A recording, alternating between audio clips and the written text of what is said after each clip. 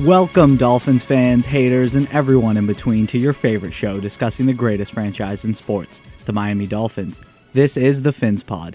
My name is Moose, your host, and today we're going to look ahead to this weekend's divisional matchup against the rival Buffalo Bills.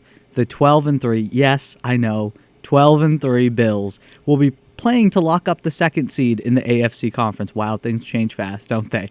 While our Dolphins have one simple tenet to go by this weekend. Win and you're in, baby. We'll talk about the game, and as always, we'll also take a quick look at the latest stories published over at PhinsPod.com. Let's dive in. But RC, the talk has been all week. Well, Tua's been the starter. We leave him in. We've been winning with this mixture of the starter and the reliever. What do you think about Fitzpatrick being the guy to start? Listen, I don't necessarily think Fitzpatrick should be the guy to start. I believe in Brian Flores. Now, listen, I was a dude that when they made the switch, I asked the question why. I wanted to know what the reasons were behind it. And then when you saw Tua get replaced against the Denver Broncos, it goes to mind too. So you don't think he can win a game like this? But then when you watch it, I've kind of figured it out. Brian Flores believes that Tua Tagovailoa plays within the confines of the offense. He protects the football and allows you to stay in games. He will not play you out of a game. But when they get behind and when you feel like it could be your back against the wall, you put Fitzmagic in because you know he isn't scared to push the envelope. And you know at those times, because you're already losing, you're in a situation where it doesn't matter what he does. Listen, I grew up with two homeboys, right? I had one homeboy, he christened my first child. You know why? Because he was responsible. He did the right things. I knew if something happened to me and he had to take my kids, he would do the right thing by them. And then I had a homeboy who walked down the street with me to every fight. My homeboy who christened my children, he wasn't there for those, but I had my other one, and every fight he was there with me. That's what Brian Flores got. He got somebody that's going to christen his children and somebody that's going to be at every fight. You need them at different times, and Brian Flores uses them perfectly. So as we discussed in the episode earlier this week, the Dolphins have everything to play for. Miami is looking to secure an 11-5 record and finish just one game back of the division. Not bad for a team that was 5-11 last year. And let's not sugarcoat things. The Bills have been playing excellent ball over the last 2 months. We may argue that the Week 2 matchup between these two teams was unfair since the Fins did not have Byron Jones, one of their best defensive players, nor time to mesh with such a young and new squad. It was only Week 2. We saw Week 1, the fact that the Patriots won, the Dolphins were still figuring things out, and Brian Flores' teams in the 2 years we've seen tend to get better as the season goes along. And I would agree with that. It wasn't a fair comparison. But it's also a two-way street. The Dolphins have improved, but so have the Bills. Specifically, their passing game, the chemistry between Josh Allen and Stephon Diggs has continued to grow. And there are flashes of brilliance. We saw it in Week 2. It wasn't as consistent, but he was able to torch Noah Igbenogany. But it's just gotten better between Josh Allen and Stephon Diggs. But I still, despite that, think that the Dolphins have a good chance to come out of Buffalo with a victory. Starting on the defense, we need Miami's no-fly zone secondary to come to play. The Bills struggle on the ground overall. They're not really a dominant run team. They don't have much of a threat in the backfield. Devin Singletary showed flashes as a rookie last year, but he really hasn't shown to be the answer.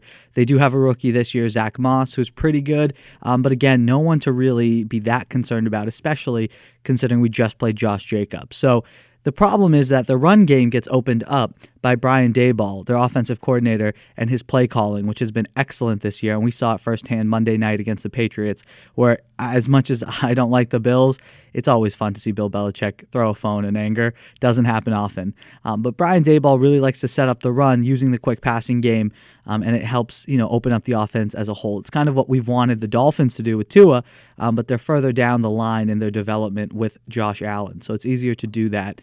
And look, he's had one hell of a year, which I hate to admit more than most. I'm going to be completely honest.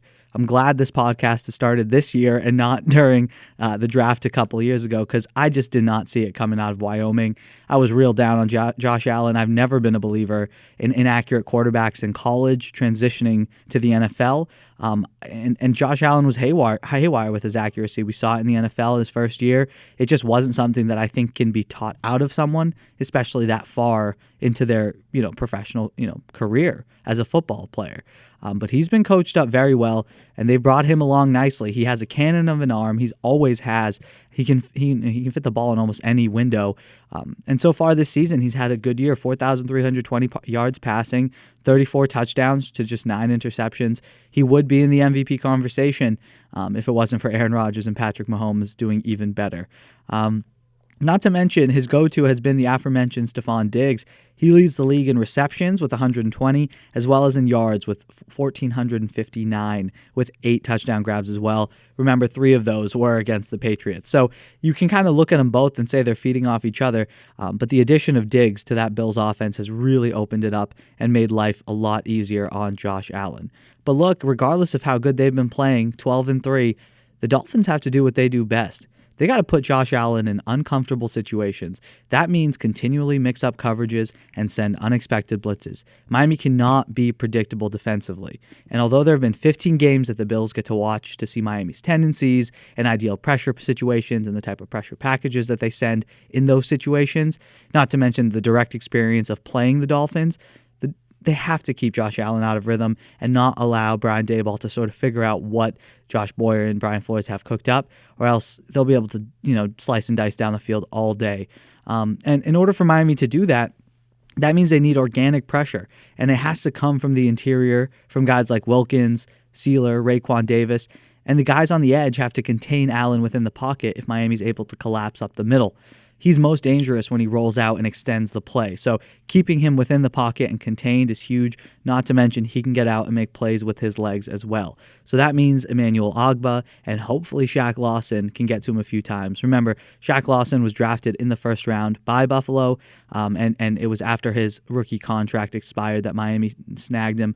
He may have signed a short-term extension with them. I don't remember exactly off the top of my head, but he is a former Bill, so hopefully he's got a little extra edge, especially with a guy like Lawson who already plays with an edge. We need him, and especially considering he didn't play last week. Miami sort of saw the inability to get to Carr too many times. In terms of the secondary, Eric Rowe should match up fine with their tight end Dawson Knox. I wouldn't be too concerned about him having a big day, and considering Eric Rowe's matchup last week against Darren Waller, this assignment will be a breath of fresh air. And also, the thing we talked about at the top of the show, the Byron Jones effect is going to be huge to see. I'm very curious to see how that impacts the way this game is played. Miami's not going to be asking rookie corner Noah Igbenogany to shadow Diggs this week, and that's thanks to the health of Byron Jones. He pulled that groin in week 2, a couple plays into the game, which thrust Igbenogany into the role, and now that he's back, it really allows the Dolphins defense to do what they want to do against the Bills. Now, will it work? We're going to find out, but we can stick X on Stephon Diggs, with some safety help and expect a minimal performance now that we've sort of seen X throughout the season, and we know it was probably a smarter move to put him on Stephon Diggs back in week 2 and not try to do a combination of corners to match up with Stephon Diggs. Just get your best guy on their best guy, and I think the Dolphins are going to do that this time around, potentially with a little bit of some safety help. And look, it's time for him to prove too, Xavier Howard, that he's going to shut down an elite receiver. He does that. I think he locks up Defensive Player of the Year, especially with his plays against Patrick Mahomes. He had that flash play that was called back a week ago against the Patriots, that return touchdown. But the fact that, he's been playing so well, it's put him in the conversation for Defensive Player of the Year. But if he's able to close out the season with a good performance against Stephon Diggs, I really think it helps lock up his chances to earn that award. Offensively, this is redemption time for Tua Tagovailoa. There's been far too much bashing on my quarterback this week, and I do not appreciate it. For this reason, I truly believe he's going to have a good performance in Buffalo. I still believe in him. He's 22 years old, and if he is what I think he is, and what I think a lot of Dolphins fans think he is or can become, he doesn't come out and struggle like the way he did in back-to-back weeks. The Buffalo defense is middle of the pack. Their secondary is good, led by Tre'Davious White, but they struggle against the run, and Miami's going to need to lean heavily on Myles Gaskin again this week to help provide Tua some relief. And it's interesting stat that's kind of popped around this week is the Dolphins are 5-0 when Myles Gaskin plays. So he's been out with some injury. He had that knee issue that knocked him out 4 weeks, and then the COVID issue, which knocked him out a few more. So when Myles Gaskin has started, Miami's 5-0. So having some relief in the run game will help give the receivers more space to work with, especially if Devontae Parker can make it back. We have clearly missed him. There's no word on on how he's feeling in terms of what percentage he's really going to be at when he plays, but he did practice. So hopefully we'll have a much better indication of where he stands before kickoff on Sunday. Jakeem Grant has already been ruled out, so that's also important to note. Miami was still able to win the game last week without him. He went out with an ankle injury, and he's expected to potentially be out a few weeks, so he might not even be back if Miami does sneak into the playoffs. Thankfully, it is fully expected that Mike Gesicki will return and play again.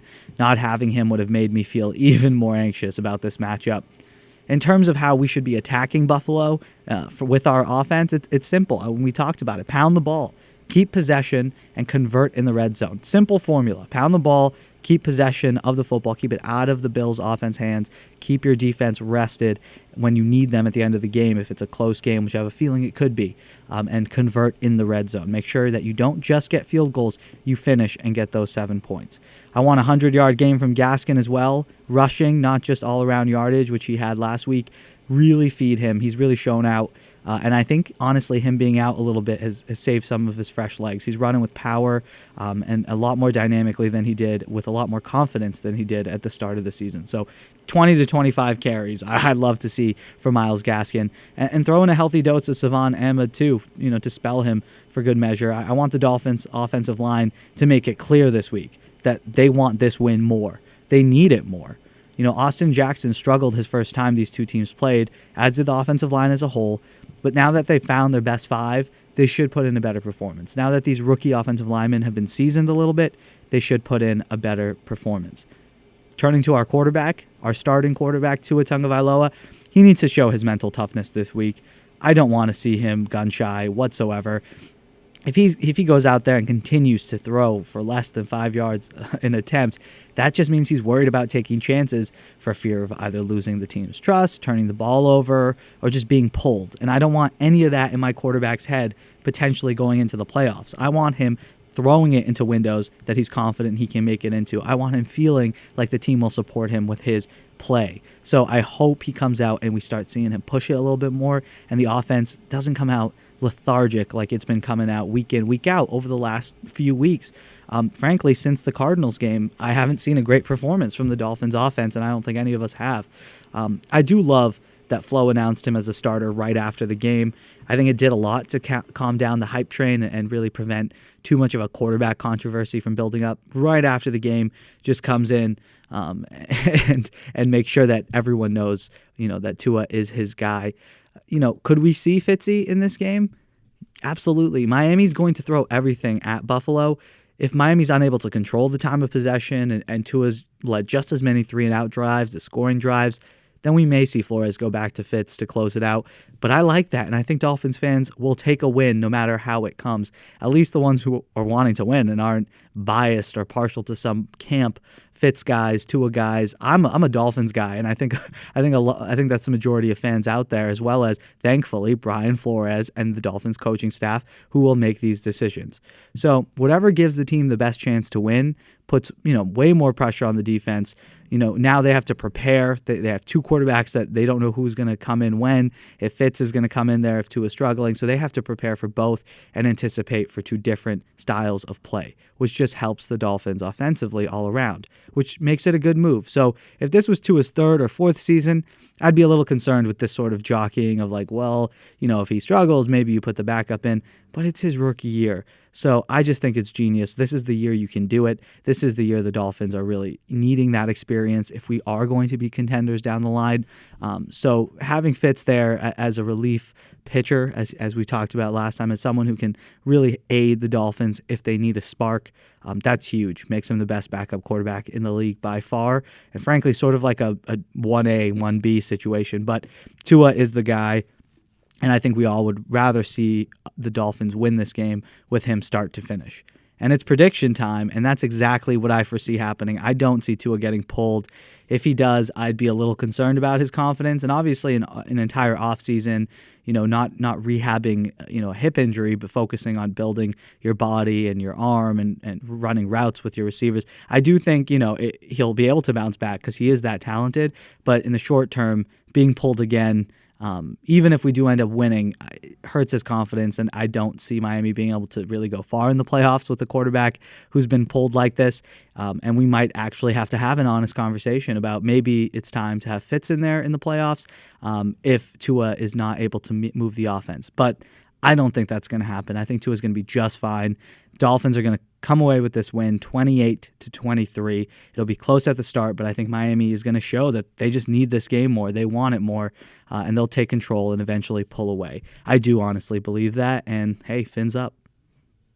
Well, it works for them, and I think it works because of the two quarterbacks who are there, and I don't think it would work anywhere else. Ryan Fitzpatrick, like Nick Foles, to me, is not a starting quarterback. The Bucs thought they could do that with him over Jameis Winston. It didn't work out. They went back to Jameis. The Jets tried it. The Bills tried it. So many teams have tried it. The Texans tried it.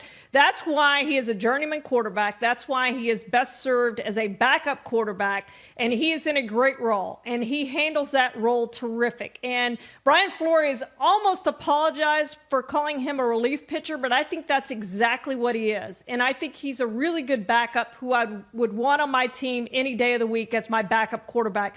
I would not want Ryan Fitzpatrick on my team as a starting quarterback because he has proved year after year after year he cannot win enough games to get you to the playoffs as a starting quarterback. But he is really good in that role, and Tua seems to really be okay when Fitzpatrick comes in because of Ryan Fitzpatrick being Ryan Fitzpatrick. So I think this can work in Miami. I don't know that it can work anywhere else in the NFL, aside from maybe Chicago with Trubisky and possibly Foles, who've kind of sort of done that same thing this year, but the Bears tried to make Nick the starter, and it didn't work out for them, and now they're back to Trubisky, and Foles is back where he belongs as the backup quarterback. But I do think this can work, Mike, at least in the short term. And I said on Twitter after Saturday night, I would go sign Ryan Fitzpatrick right now and say, we want you back next year, whatever, please come back and be our relief pitcher once again. I don't know if he'd do it or not, and he is getting up there in age, but I certainly would want him back. Thank you guys so much for listening. That's going to do it for us here today. Enjoy the game. Week 17 ball that actually matters is something we have lacked in South Beach, so this is a nice change of pace. Remember, if the Dolphins win, they will secure the 5th seed and will likely play the Tennessee Titans. So yes, we are facing down the barrel of potentially talking a Ryan Tannehill versus Miami Dolphins revenge playoff game, just one season removed from him leaving. That is insane and will be juicy to dive into, especially considering how well he's played for Vrabel and the Titans over the last 2 seasons. I think it's been weird for Dolphins fans to see. Personally, I'm happy for him.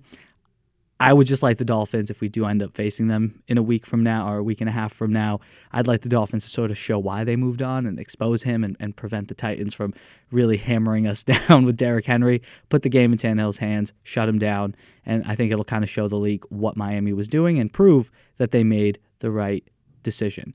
If Miami does lose this weekend, if my prediction unfortunately is wrong and Tua struggles, even throw Fitz in there and they just can't come away with the win, obviously Dolphins would finish 10-6, which is still one hell of a season.